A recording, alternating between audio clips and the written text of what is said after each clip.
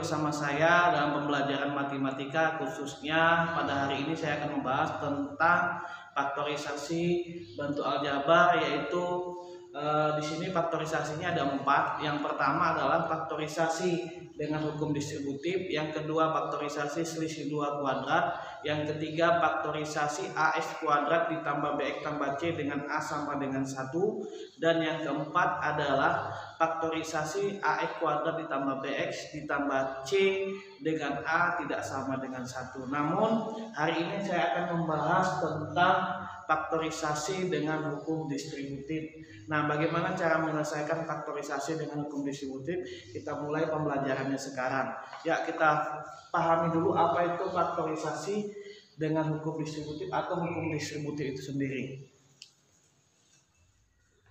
Baik, di sini ada faktorisasi. Faktorisasi itu apa? Faktorisasi adalah menyatakan bentuk penjumlahan suku-suku menjadi perkalian faktor-faktor. Faktorisasi bentuk aljabar itu adalah menyatakan bentuk penjumlahan suku-suku menjadi perkalian faktor-faktor. Nah, di sini adalah dalam bahasa kesehariannya atau bahasa saya bahwa faktorisasi itu adalah kebalikan dari operasi aljabar tentang perkalian suku-suku. Dari perkalian suku-suku itu perkalian suku-suku itu diubah menjadi penjumlahan pada saat kita atau pengurangan pada saat kita belajar tentang perkalian suku. Namun dalam faktorisasi kita mengubah penjumlahan atau pengurangan menjadi perkalian. Nah, kebalikannya. Gimana cara menyelesaikannya?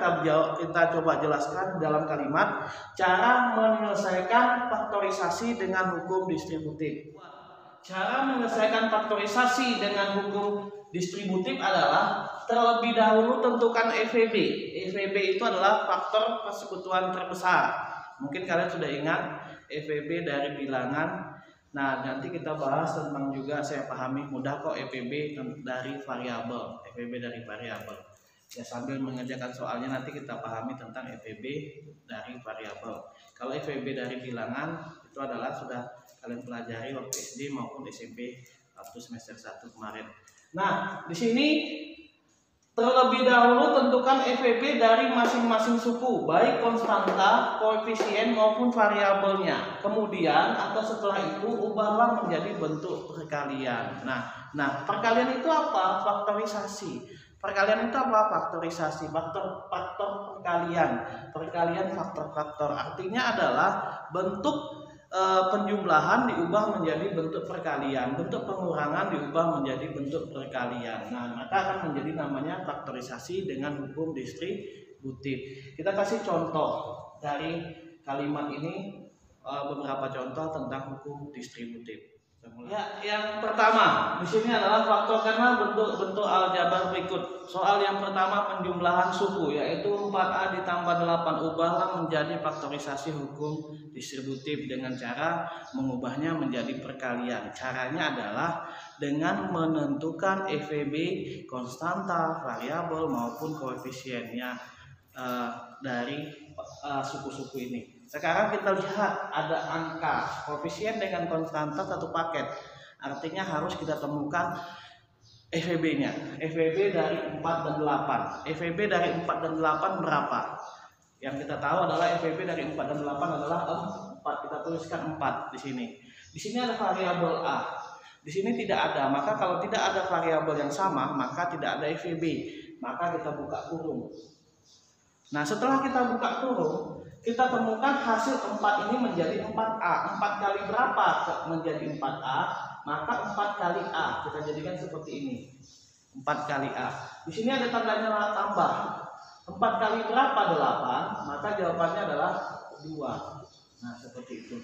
Maka hasil ini sama dengan hasil 4A tambah 8 waktu kita belajar perkalian suku-suku kemarin. Maka prosesnya adalah kebalikan, ya, kebalikan. Semoga kalian paham, itu contoh sederhana. Coba kita buat contoh yang kedua.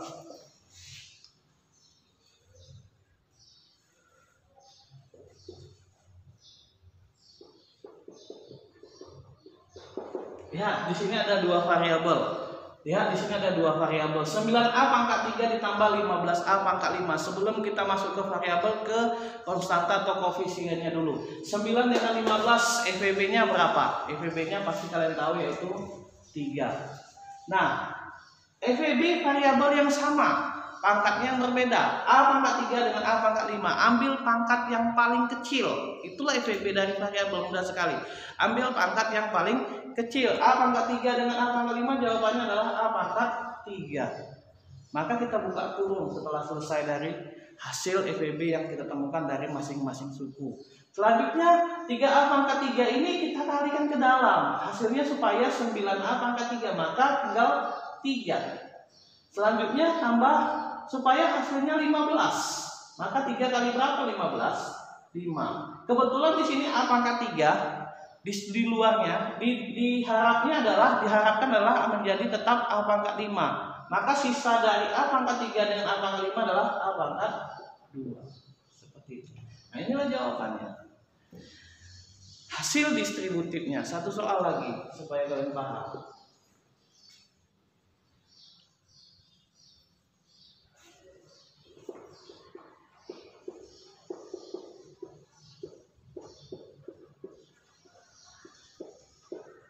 Nah, seperti itu.